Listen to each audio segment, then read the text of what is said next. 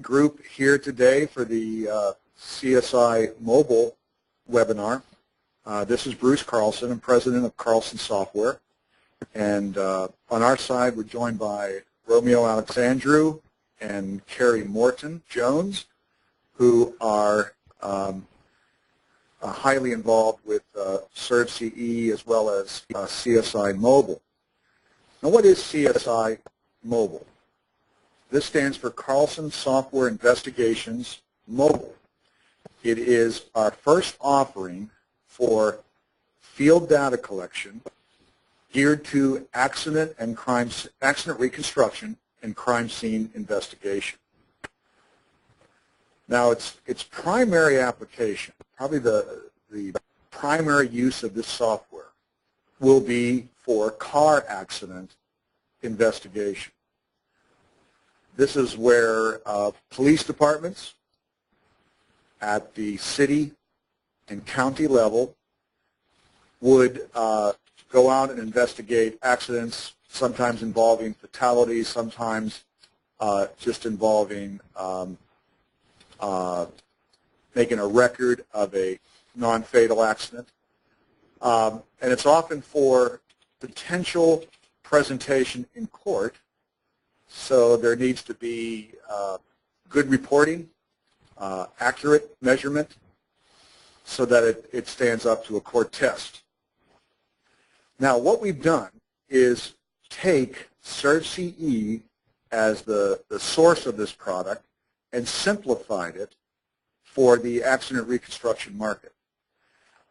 Just so you know in advance, the list price of this product is $11.50. Working with total stations and robotic total stations. And when we see interest in GPS for this product, because typically accident reconstruction is done by total station measurement, we will have a GPS driver version that will, in all likelihood, cost $500 more and run $16.50. This product is a good companion with the Carlson Surveyor. That's the lower priced data collector that we have, versus the Carlson Surveyor Plus, which is priced higher. With the Carlson Surveyor, a full keyboard data collector, CSI Mobile included, is $24.95. So that makes a very nice, affordable combination for a police department, sheriff's office, etc. Now, let's talk about the look of CSI Mobile. And by the way, I'm doing this presentation with information on how to hear the audio. This is our first webinar, if I understand, where we've gone with the potential for voice over IP so that you have no cost potentially in listening to the audio. However, if you're in the United States, and you can't hear me when I say this if you haven't got the audio yet, so I'll just underline that you can dial in the number I'm underlining and enter this access code, and then you have a small phone bill for the 1-hour webinar. Okay, so what we've done is we've simplified CertCE by removing all the tabs that appear on the first page. So basically, the entire product is one screen. And you still have the two worlds, we call them, of CertCE, the menu world, which is just one screen of options, and the map world, which, as you see here, looks similar to what CertCE offered and is basically identical for all practical purposes. When I X out of the map screen, I'm back into the menu screen. Now, let me start with one of the differences. Someone familiar with CertCE would look at this menu and say, well, where do I configure my equipment? I don't see an equipment tab. How do I tell the program I'm running a Sequia total station or a Leica total station or some other brand of total station? Well, we've put that in a new location. You would go to Configure, and when you hit the instrument, within Configure, because after all it is a configuration, you access what you used to access within the Equipment tab of CertCE. So that's just a little change that allows us to keep this simplified 12-option front-end screen. Now for accident reconstruction, most of the action is in store point. So let's go into that command and look at some of the differences in CSI Mobile versus ServCE.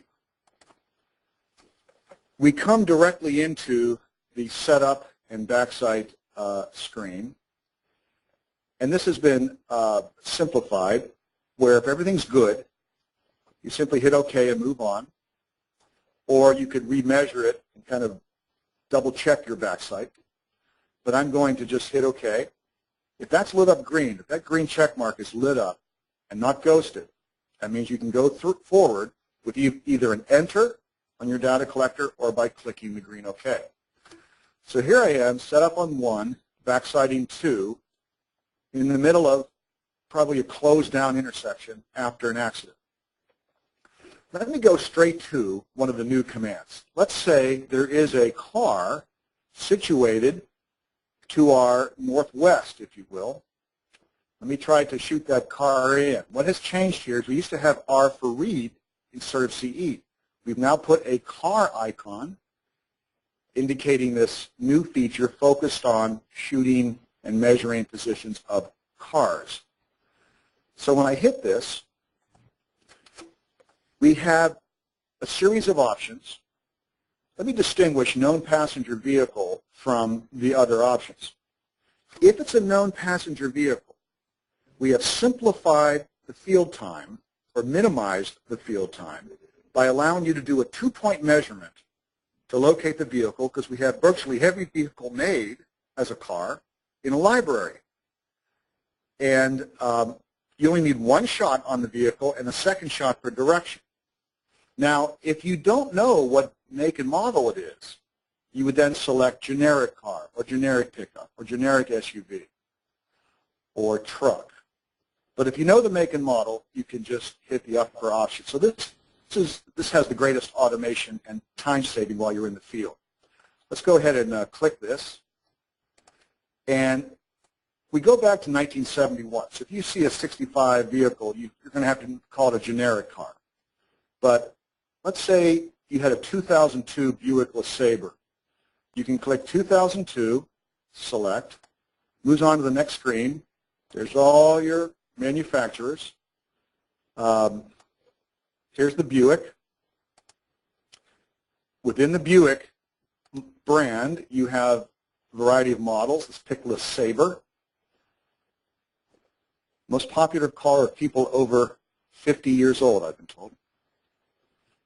Then I'm going to hit OK. And we show a drawing of it as it's going to appear in the program. Now, we don't have the exact look of a Buick LeSabre. We have a typical sedan, which we're going to stretch and dimension to fit the precise dimensions of a 2002 Buick LeSabre, this model. So you hit OK, and now you choose which single point you're going to use to locate that vehicle precisely and which second point you're going to use for direction. So I'll say I'm going to pick the back rear tire position, which often can be found easily in the field, and hit Enter to take a shot. So I'll go, by the way, you can set it up to angle right or azimuth. Many police departments like to work azimuth. So I'll do an azimuth of 345. And I'll go a distance of 40 feet. And then this next shot is for the direction. It will not dimension from this shot because it knows the dimension of the vehicle. So if you can go to the front tire, it's only going to be used for the direction and orientation of the symbol as plotted. I could actually pick the right front tire, and the program would know what to do to use that as an orientation. So I'll hit Enter, and I'll go 345, and maybe I'll go 50. And there it is, 345, located in the intersection at the right dimension. Now, when I pan down to this, vehicle and click on it, you get the confirmation of what symbol was used, but when you go to this Details button, you actually see that we know everything about it. And this will appear in a report that will be put together for use by the police departments from CSI Mobile. Let me hit X and back arrow. And let's repeat this for maybe a fancier car. Let's do a Jaguar over here. So we'll come in, do a known passenger vehicle. You get the idea. Nice 2005 version of Jaguar. Many types, and we'll pick a convertible.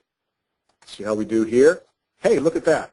The symbol has changed to not a classic sedan, but more of a convertible look.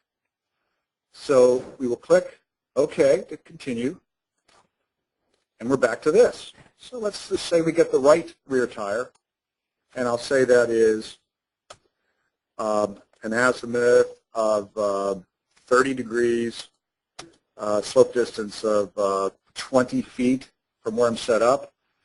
And just by chance, for orientation, I'll just go across the car and get the left front tire. And hit Enter. And we'll go, I don't know, 28 degrees. This is strictly for orientation, and I'll go 29 feet. And there is the Jaguar as it's found on the site. Now, notice that it's drawn completely to scale. If I click it again, I can go to the details and see the dimensions of this Jaguar vehicle. It's precise, so it's drawn correctly. So imagine you in the field, 2 shots draws a complete car. You save the office time of redrawing this thing by inserting symbols with your office software.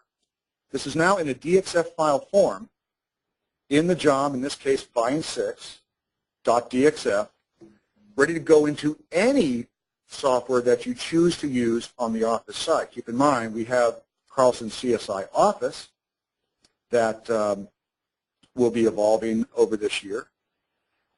And so that's one of the major changes. Let's just do one more car. In this case, let's do one as a 3-point SUV, for example, because we don't really know what make and model. So we're going to have to do 3 precise points. This is a little more of a challenge because I'll have to put in, I'll skew the vehicle if I don't get good measurements. So let me just do a 270 and put something here over to the right. Here goes, or to the left. I'm going to do a generic SUV as a 3-point example. That looks good. By the way, what's this top bottom? You can actually say, here's the vehicle from the side if it actually flipped up on its side. Here's the vehicle facing up on its rear end, which would be difficult, or the front, unless it ended up in a ditch pointing straight up. Here it is if it flipped upside down, and normally you would see it from the top. So that's the purpose of this pull down. Now I'm going to hit OK and try to do this with 3 points on the tire positions. So when I do the back rear tire, I'm going to go 270, and I'll go 40 feet to my left. Then I'll hit the front rear tire, and I'll go 270, and I'll go maybe 50 feet to my left. Might be an extra long car. And then I'll get the front passenger side tire, and I'll go 267.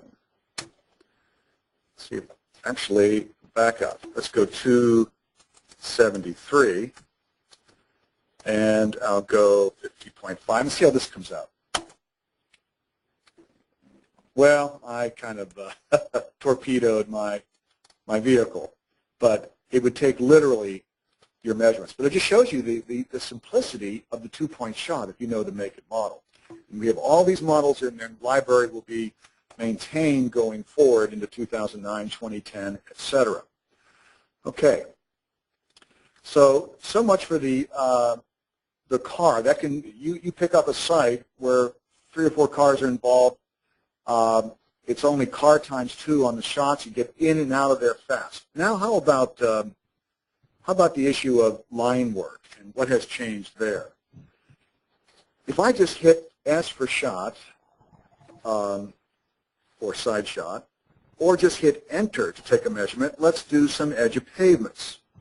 So I hit enter, and I'll do something like 315, and we'll go 90 feet, and we can pick up, looking down through here, there's lots and lots of options in this list.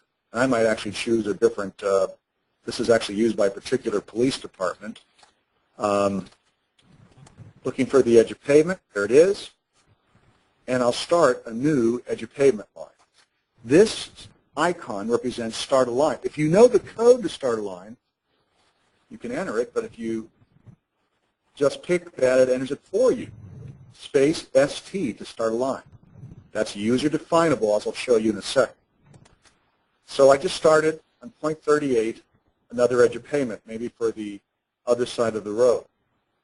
And let's go maybe a little less distance at 300. We'll go 300, and we'll go 65 feet. Now I could end my line there, or I could begin a curve. And there I am, starting the curve for the other side of the road here.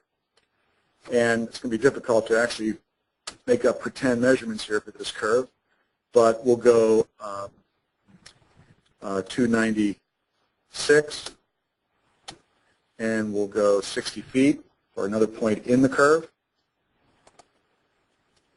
I'm curving the wrong way there.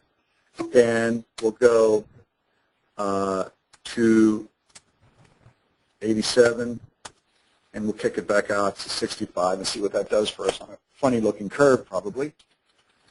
You don't have to end the curve, because if you just do 2 additional points, it assumes a 3-point arc. So I've hooked that arc pretty tightly there, and then you would take another shot to continue it, and I'll just attempt to do that for you, to end the line. So we hit enter, and maybe I'll go 250, and push it out there 100 feet and see where we end up. And we'll call this the end line. That's the end line icon. Well, I kind of ran it off to the side. Now here's an interesting thing. That would appear to you in the field as probably an error. Watch what happens when I hit 42. I can actually remeasure the point. This feature does not exist in SurfCE. So if I hit remeasure point and go with the same code, I'm going to try to go in, how about to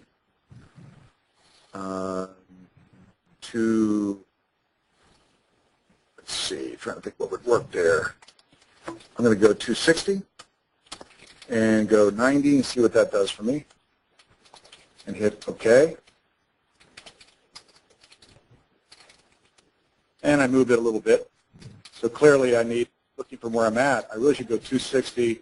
I'm going to remeasure it one more time up to about 290. Let's try that. Remeasure it. Take the shot. 290. We'll go out 90 feet. Hit OK. And that might just be a multiple intersection. That might be correct. So that was pretty convenient. If you make a mistake in the field, you take a bad measurement, you see the results, you click the point, and you simply redo the shot. All this is storing legally into the RW5 file, the raw file for the project, which could be presented in court, and the points that are remeasured will turn into remarks. When you remeasure, your prior shots will be remarked out but not omitted from the RW5.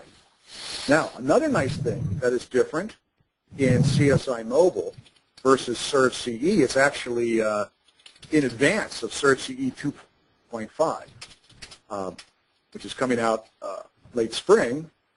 Some of the features that will be in 2.5 are already in CSI Mobile. That includes the ability to shoot symbols. Let's shoot a couple trees. Before I do that, let me exit out and even switch my feature code list boldly here. Notice I'm in one called CPD. That actually stands for the Cincinnati Police Department. That's load, walnut, FCL, much smaller one. Hit OK. And I just got a few items in here. Let's try to shoot a deciduous tree. So I'm just visualizing what's here. Let's actually look at the editing of it, though. You see, you can select what symbol is involved. This is something new where we actually have symbol plotting in the screen that actually will appear in the DXF file, therefore will plot in any CAD program that you have. So that's where that's coming from. Let's, we don't need to resave that. Let's go over to store points. I'm fine with my setup and backside still. And let's see if I can actually get a tree by turning roughly 110 and going out 50 feet this way and pop a tree in that little zone over here. And so we'll go maybe 120 azimuth, 50 feet, and let's do a deciduous tree. Hit OK. There it is. And I'll do a pine tree over here at about 95 degrees, slope distance of 40 feet, and let's do a pine tree. There you go. Of course, that could be any symbol. It's more like a palm tree, but you could use any kind of symbol you want. One of our goals is that the libraries would evolve where we allow people to submit their libraries for use by others onto our website and then be pulled down into the product. So we have very fluid and evolving libraries, kind of viral libraries, if you will, for symbols. Okay.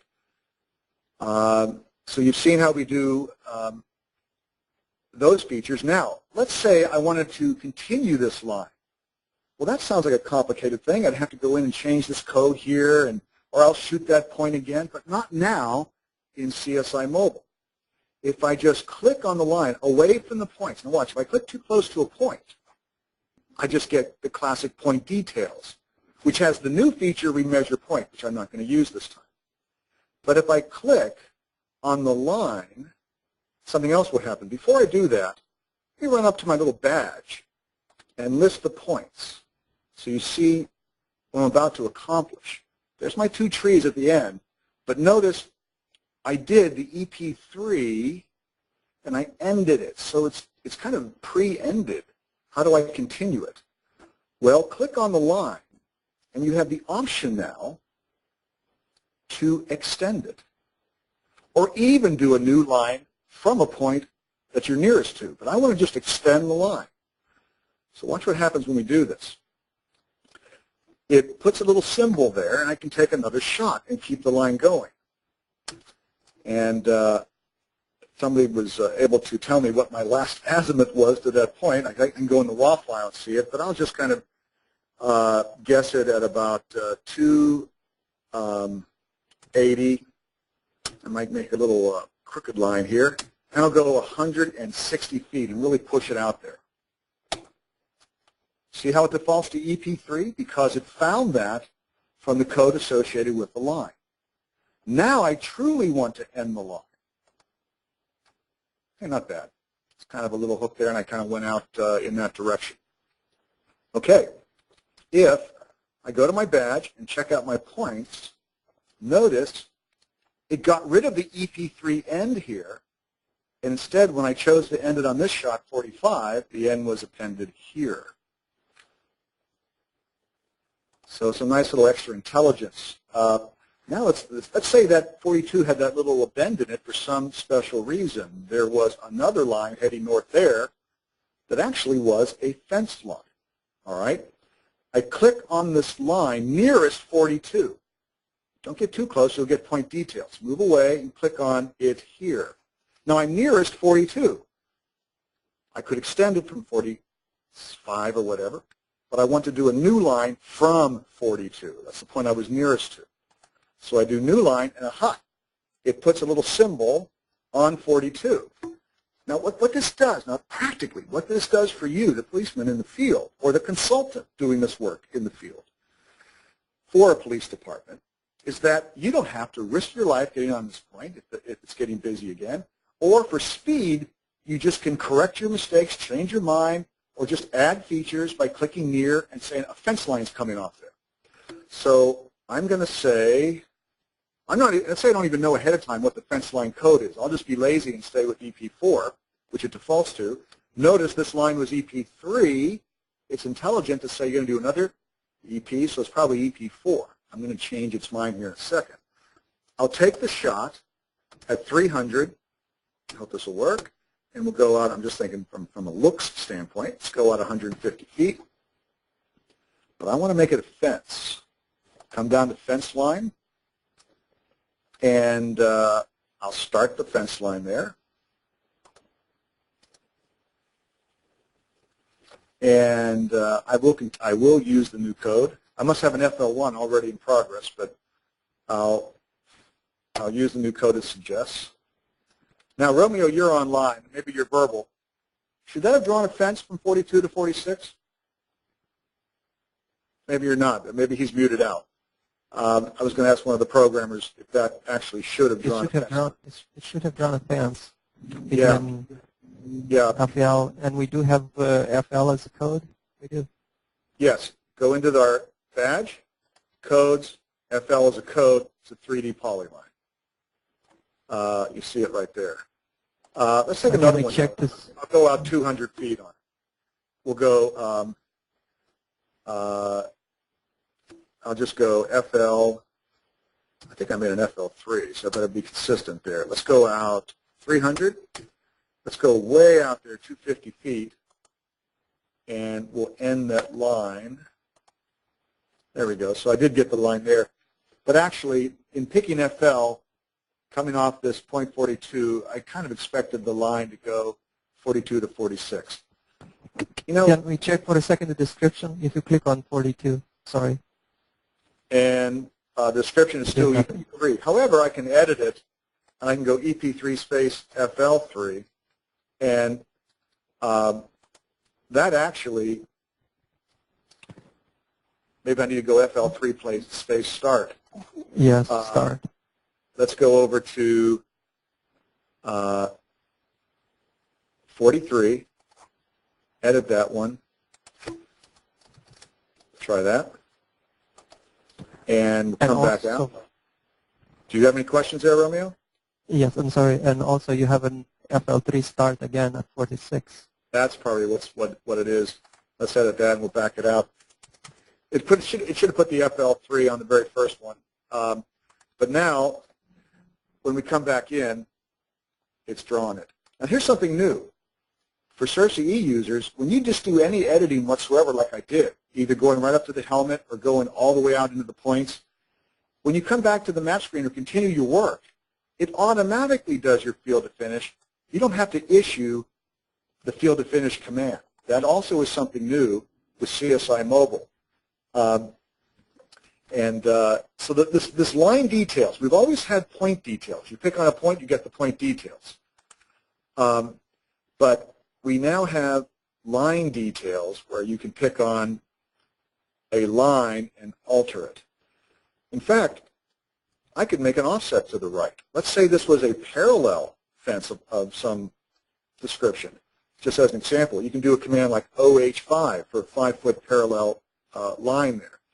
If I were to go in and edit that point.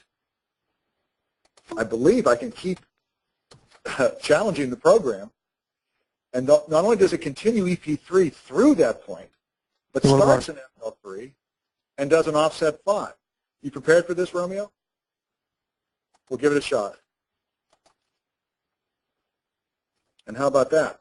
Just like that, by saying on the first point that you shoot for any line work, if you put OH space and a value, you can create an offset to the right, positive value, or to the left, negative.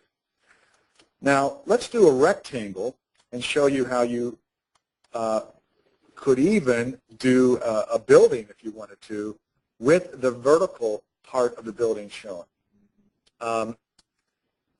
You could, where I'm set up here, I could do a building right on top of me fairly easily by going due south and then going due east, getting 2 shots and a point close to me, and that would make a rectangle. So let's kind of get up close to that and come back in to store points and show the concept of a rectangle. So if I come in, there I am. I'll do a BLD. Before I do a BLD, if you don't mind, I better put that into my feature code list. Here's how you add something new.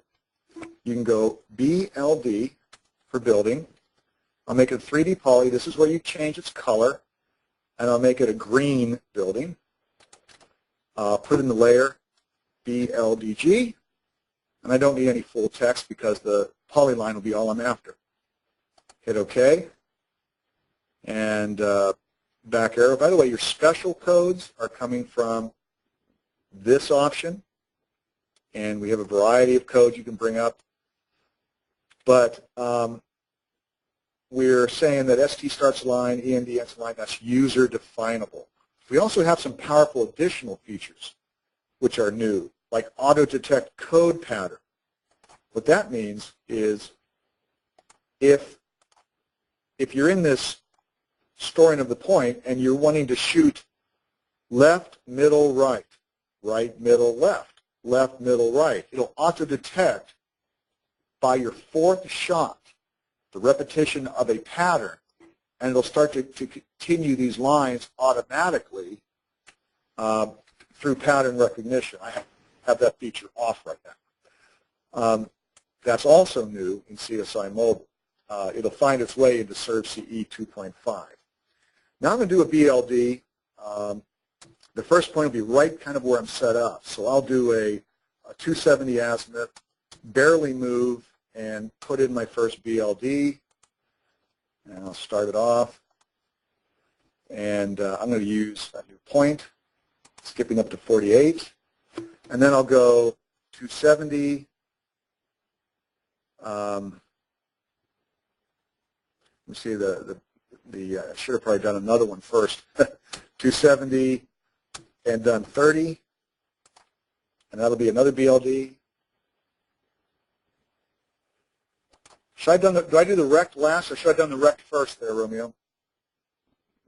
On the rectangle. By 3 points, if it's by 3 points, the third one will close the rectangle. If it's by so I just say rect on my third one.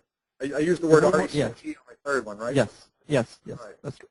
So now, can you do them out of order? Can I do the middle, and then the one to the left, and then the other one down this way? Can you do them out of order like that? Yes. Okay. Should work, yes. I haven't actually done one out of order before. Let's give it a try. So I'm going to go due south, which is a 180, and I'll go 40. And now I will say close the rectangle. I can just type space RECT or back up and use one of the icons. Actually, that's the wrong one. It's the green one. That's the rectangle.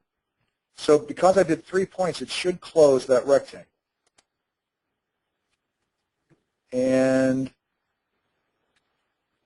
it did it, but no, it only goes one direction, Romeo. It actually goes either counterclockwise or clockwise.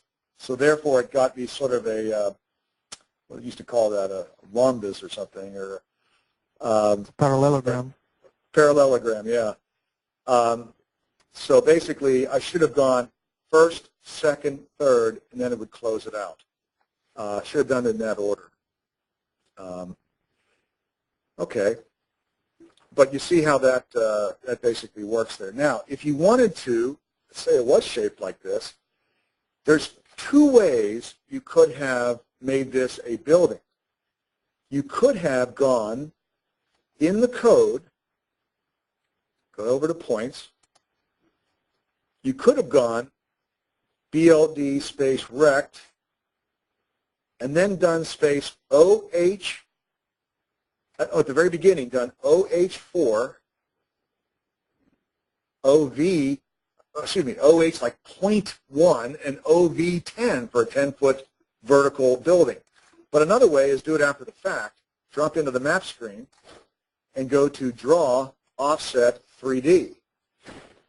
And I can say by interval, looking at the prompt up here, just do I'll just do a 0.5 horizontal so I can see it. Then I'll go up 12 feet to hit the top of it, select the polyline, and then hit continuous and go to the inside. And that would actually show up as a 12-foot higher, slightly offset second polyline in 3D that you could actually 3D face when you took it into a CAD package, and you'd see an actual building there. Okay, so that covers some of the new features. Let's investigate just a few more to show you the difference. And I do want to get to starting a new job to show you how we've simplified starting a job. But one of the features is all about the target height. Let's just take a random shot for another fence line here. Keep going on the same setup and backside. And I'm going to go off to the northeast at 45 azimuth, and I'm going to go 50 feet, and I'll do I'll do another fence line. Watch when I hit start line, it automatically goes to the next available FL, which is FL4. And what I wanted to point out was this business of the height. It's been at a target height of 4.7. If I say, give me some other options, it brings up every other target height you've used previously, and you can say, well, just switch me one time only to a booted pole at 8.2. Now take the shot and start my new fence line right in the middle of the road. And then I'll go over at 40 degrees and go out 75 feet, and I'll end my line, and I'm back to 4.7 because it was a one-time grab of a different rod height. Okay, so that's a new feature that'll find its way in a different form into SurfCE, but the ability to recall prior used rod heights but not have to remember them. They're on a handy list for you. Now the move up. The move up has changed. In fact, the very meaning of M has changed. It used to be sort of M for something else. Now it's M for move up. So many police departments like to get in and get out and not even change their setup. Just set up at a nice convenient place. They can see the whole site and just gather in all the shots. But if you have to move, you can hit the M for move, and it's super simplified. So police departments who often aren't used to surveyor terminology are comfortable with the command. So watch how it coaches you. Target height. You don't do anything yet. It says confirm the target height, measure to next setup. You click that. Now you measure to the next setup. I'm going to go over 95 degrees over 200 feet. Pick up more of the job. Now it gives you instruction. Move to new point and set up your total station. When you're there, click continue or enter when completed. So I hit continue. Now you're on the new backside screen. It holds your occupied point, your backside point, and says go ahead and measure to your previous setup. So it's fairly explicit in terms of what to do. Almost kind of traps you into a fail-safe methodology. So I'll do my backside. I've already forgot what distance I used. I'll probably have an error from, yeah, I'm off by 80 feet, but I'll continue. Setup completed. So, yes, that's right. It was 200. So How about that for a nice little warning that your backside distance didn't match up to your foresight to the move up? But that's a valuable thing. So here you are on your new point, ready to gather other shots in. Okay, another thing that has changed is the issue of offsets to a tree. So if you were shooting the center of a tree and I pick a tree like my deciduous tree, well, that just stored it direct there. Let me just do another one real quick. We got one little issue running, and Terry and Romeo are seeing it, and they're seeing why it's important for us to even fix the manual mode. The azimuth actually this needs to be taken care of when I do a move up. It works with a total station, but not in this sort of manual simulator, which is quite frustrating. If I go out 270, it's not going to be the 270 you expect. It's kind of like a 270 with respect to my last move up.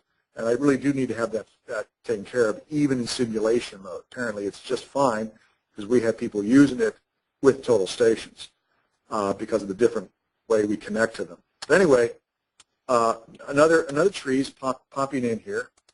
But if you want to get a tree in an offset, you hit offset. It doesn't have to be a tree. We happen to use a tree symbol, but it illustrates it nicely. That could be an offset to a pole, offset to anything you can't get to the middle of. So it tells you graphically that it wants a distance to the offset position first. So I go read distance, and it's really focused right now on the distance factor. And now it wants the angle to the center of whatever object it is. The tree is just symbolic of the offset feature. And store it, and hit OK, and get back out, and there's my third tree. And that one was done by doing the offset method. So we've simplified offsets to be graphical and explicit in terms of what to do. Okay, those are some of the main changes. Let me start a new job and show you how we've simplified kind of getting started from scratch. You go into job, and I'll create a new job. This is a whole new look. It says, okay, you're just going to name it down here, but if you want to see your other file names so you don't overwrite something, you can see them. But we don't show that so we don't clutter your world or your visual experience unless you say show it. So that is, again, to simplify simplify the visual experience of the package. So I'll call this one 2nd Street. And continue forward. You can just hit enter to continue forward. And there you are. You don't really have to worry about your projection too much, except if I hit create a new job, I can type in maybe 3rd Street and hit go forward and hit go forward and continue on.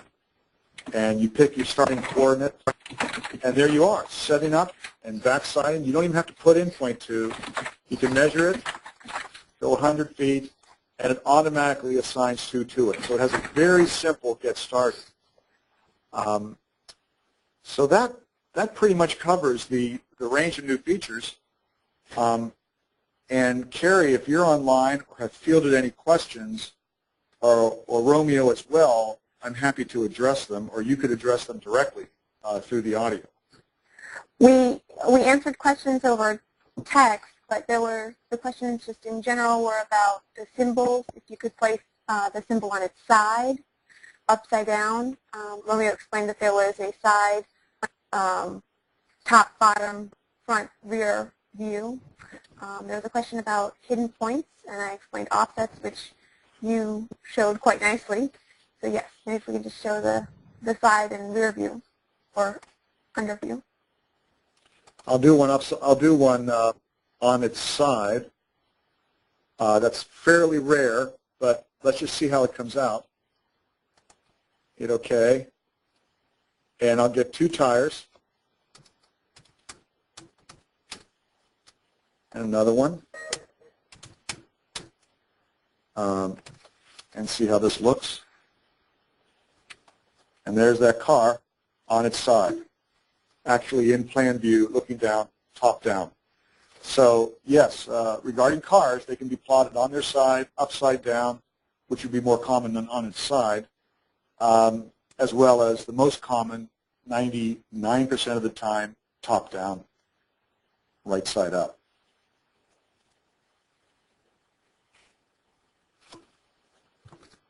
Any other items, Romeo, that I should address, or have I pretty much covered it fully? Everything is probably maybe a little bit about setup, that we actually have still option for the user under the instrument configuration right there. And although we removed a lot of the power user under configure, the new tab that we have backside, and here the user still can get back to the original instrument setup that is maybe familiar from other survey packages. So if you uncheck when measuring backside and store points, the first checkbox, you're actually going to get check angle, set angle, set. So that's all. Yes, and notice that we have it set to a backside azimuth, whereas a lot of people like to use set horizontal angle to 0 as they take their backsides and just turn from 0. So you can work either the azimuth backside method or the set 0 backside method. And sets are unlikely, but you can still get to them through that tripod icon in the lower right of your screen. And notice that's where our, let me just continue forward, that's where our tolerance is also set in the backside tab there, which is why when I shot to my next setup 200 feet, but backside only 120, I was off 80 feet. That certainly exceeded the tolerance. But this tolerance can be set at any level to warn the users in the field if their foresight to points and backside from those points are not matching within tolerance. Okay, well that's good. I think we'll finish there, and we appreciate those of you who have sat in on this, and we'll look forward to working with you if you'd like to pick up a copy of CSI Mobile. Thank you.